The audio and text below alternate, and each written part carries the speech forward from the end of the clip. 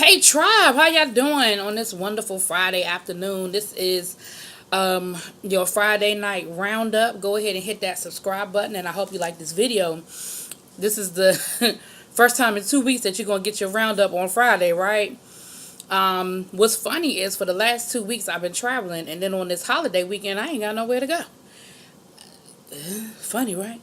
In 2 weeks I'll be going to Seattle, Washington. It's my first time going to Seattle. I love to travel, and I travel quite often, just on GP.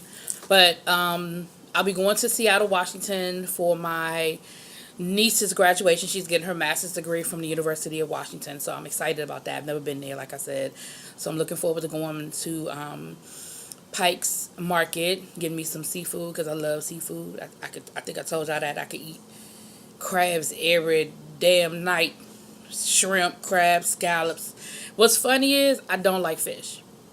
Ain't that crazy? I eat all kinds of seafood, but fish, not too much. I'll eat some salmon. And of course, we all got that go-to tuna fish salad. But like croaker but I don't really do tilapia and all that.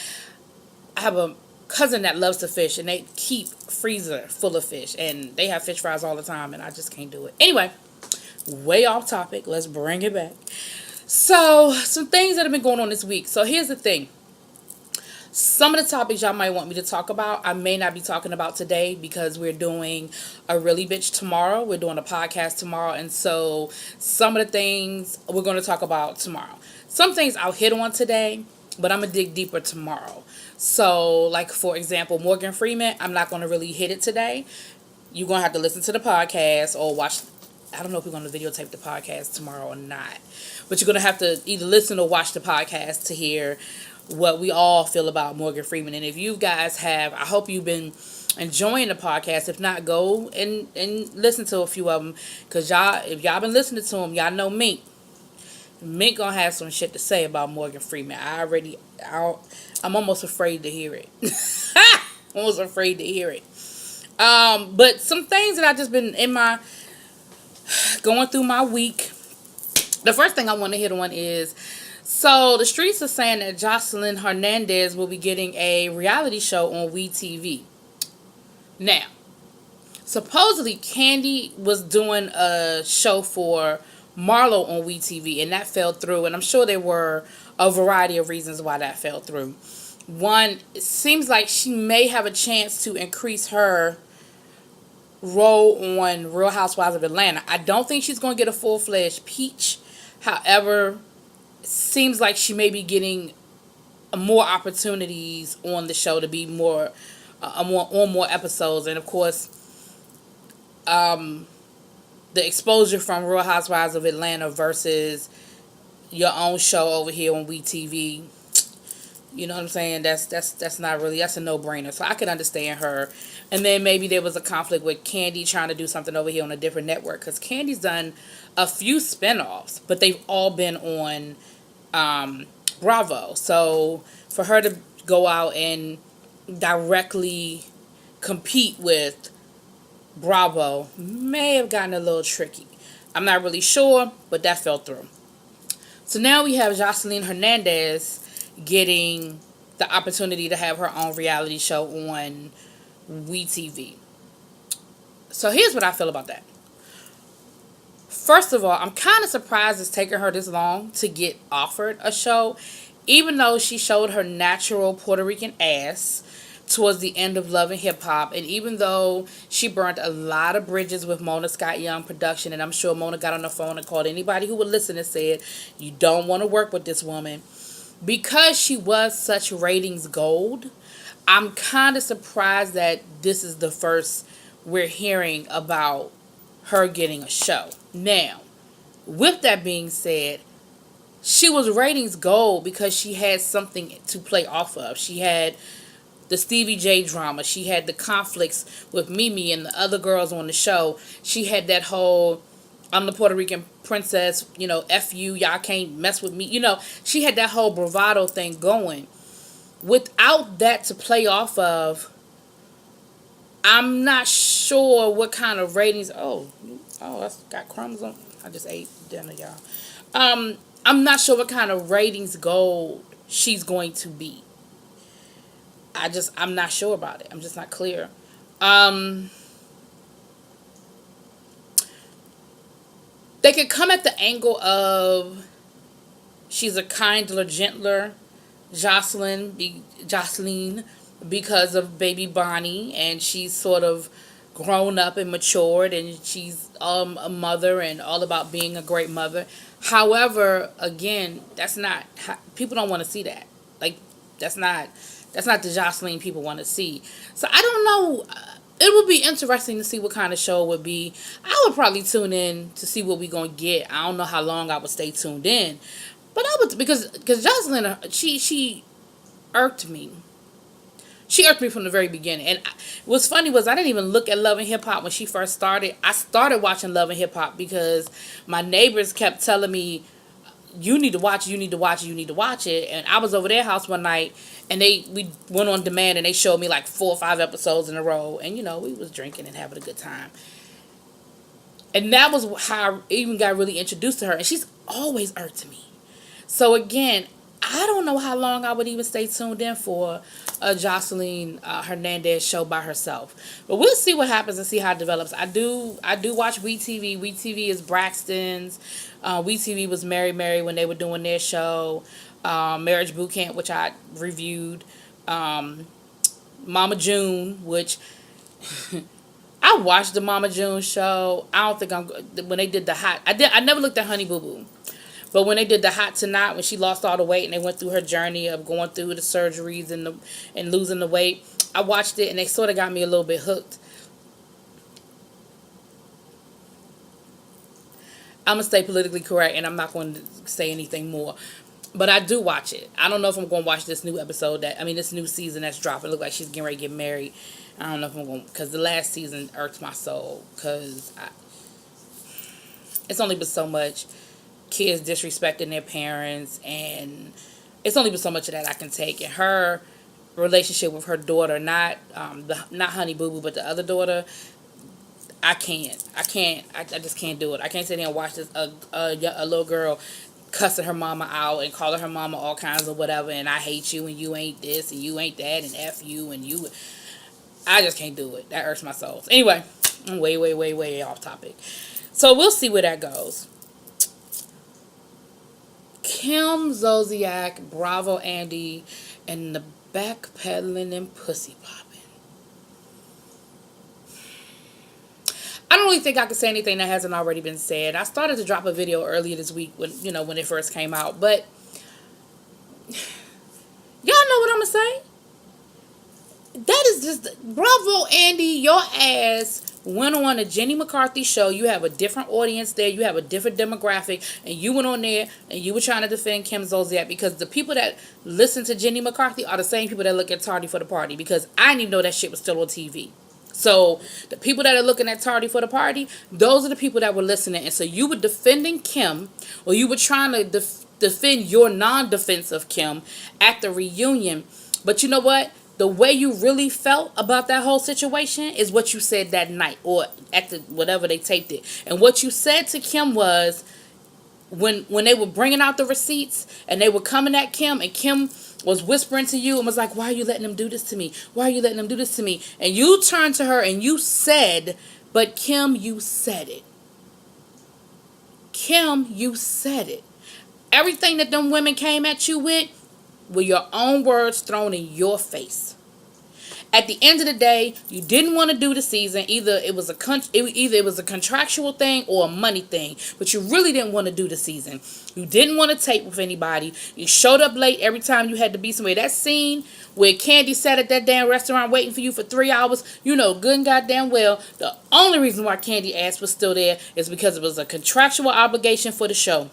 Because ain't no way in hell I'm waiting 3 hours for no damn body. And you supposed to be meeting her for lunch. And you get out the car talking about I'll be back in 15 minutes. So your sole purpose for going in there was to start an argument, start a fight so you could get the hell out of there, go back home, and drink out your red cup. So don't sit here and get mad when they get hip to your fucking game and they see what you did through the season and they throw it back at you. Everything them women came at you with were your own words thrown in your face. And Bravo Andy, your ass was playing that I'm with a different group of friends, so I gotta say something different now, and I'm gonna come over here to this group of friends. When you went on the Breakfast Club, then you was with a different group of friends, and then you had to backpedal and pussy pop after you already backpedaled and pussy popped once. Now you gotta double time it over here, and at the end of the day, like in the words of Nene Leakes, you said what you said. You meant this shit when you said it the first time. But either Kim done got in your ear, or whatever, some other people done got in your ear, and you felt the need to, now you gotta go and you gotta defend Kim. I'm not even gonna go, like I said, everything has already been said about them, the white woman tears, and you defending the white woman and all of that. I'm not even gonna go down the road of Kim being racist, because at the end of the day, again, y'all can check the tape. You can make a decision for yourself on how you feel about. See, here's the thing. People feel like racism or racist gotta be wearing hoods and calling people niggas. That's not the definition. And that's not what it has to be. So you can check the tape for yourself. And if you are a person of color, you can either be offended or not. I ain't going to tell nobody how to feel about Kim Zolciak. But what I am going to say, I'm not going to get into racist and all that stuff. What I am going to say is you're a miserable human being who treated the women on that show miserably for whatever your reasons were. And then you got mad when they came back at you. It just so happened at the reunion, they were all there in the same room and came at you at the same time. It's not my fault. It ain't Andy's fault. Now, I will say I think Nene got a little extra. I do. I think Nene got a little extra, but at the end of the day, I understand where the anger was coming from as well. You put stuff out there assassinating. Forget about the Roachgate situation, because that was just nasty and dirty. But you put stuff out there to sort of try to assassinate her character. And you just can't do that when people have a brand. Like, at the end of the day, out of all of the housewives, for the exception of Candy, out of all of the Atlanta housewives, and Nene has the biggest brand. And only reason why, and if I had to put somebody above somebody else, I would put Brandy. Oh, I said Brandy. I would put Nene ahead of Candy from the point of view of Nene built her brand from the Real Housewives franchise, whereas Candy came to the franchise with a brand and has been able to expand it, if that makes sense. But at the end of the day, you're a miserable human being. Bravo, Andy. What you did was some bullshit. And you know you better had apologized. Because let me tell y'all something. I cussed his ass out on Twitter my damn self. And I saw a lot of those comments. And he was getting lit up.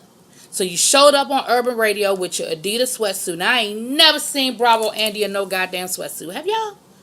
I have never seen him in less than an immaculately tailored suit. Never. Never.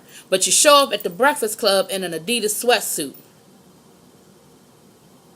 Apologizing. Stuttering. You know, Kim, she just didn't. Fuck you, Andy. Fuck you, Kim. Next.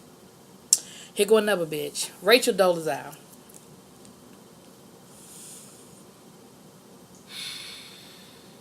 Going to jail. Well, no, I'm sorry. You ain't going to jail. You've been charged with welfare fraud because during the time in which you wrote your autobiography that I don't know who bought it, but you got an advance from the book deal of $800,000. And you was selling your soaps. The article I read said you was selling soaps and shit online. And you were running a salon out your house.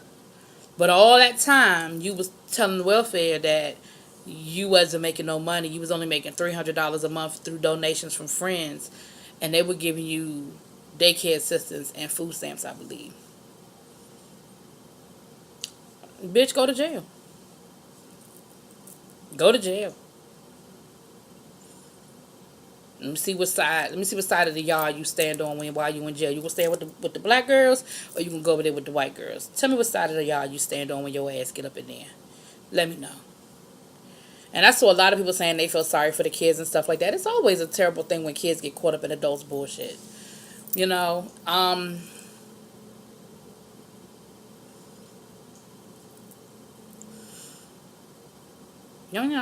could say something ignorant. When I woke up this morning and I heard the story, the first thought that came to my mind was, well, you wanted to be black. There you go. Because if you was living as a white woman, they'd never charge your ass. They just, don't do it again. You the one on watch your merry little way. So you, excuse me, so you wanted to be black. Boom, you got it. You black girl. You black girl. But that was an ignorant way of me looking at it. So the non-ignorant way of me looking at it is this. Go to jail, bitch. And let me know what side of the yard you gonna stand on. I told you, Morgan Freeman, we're gonna stay for tomorrow for the podcast because I want to. This weekend, my intention is to, since I ain't going nowhere this weekend, I ain't even been invited to a cookout, y'all. Y'all believe that? I got to find some cookouts or something. I think, first of all, it doesn't even feel like Memorial Day weekend. I think because it took so long for spring to finally get here. You know what I mean? Like, literally, this is the first week that it has consistently been warm. Like, last week, it was a lot of rain, so we had a lot of cool days. We had a lot of 70-degree days, and some even lower than that, because it rained every fucking day. This is the first week that we have consistently had warm days, so it doesn't even feel like Memorial Day weekend. And maybe that's why ain't nobody talking about no cookouts. I'm gonna find a cookout though. Watch me have a plate Sunday and Monday. I'm going swimming this weekend too. I was gonna go tonight, but I ended up having some other things to do. But last but not least, let's talk about this Star Empire finale. Y'all, I can't wait till next season.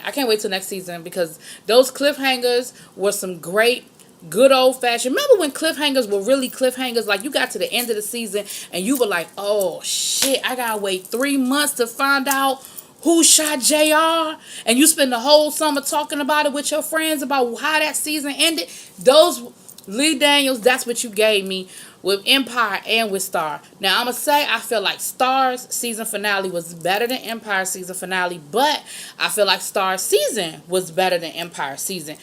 But you gave me something to tune into next year. But let me give y'all my beef with the Empire finale.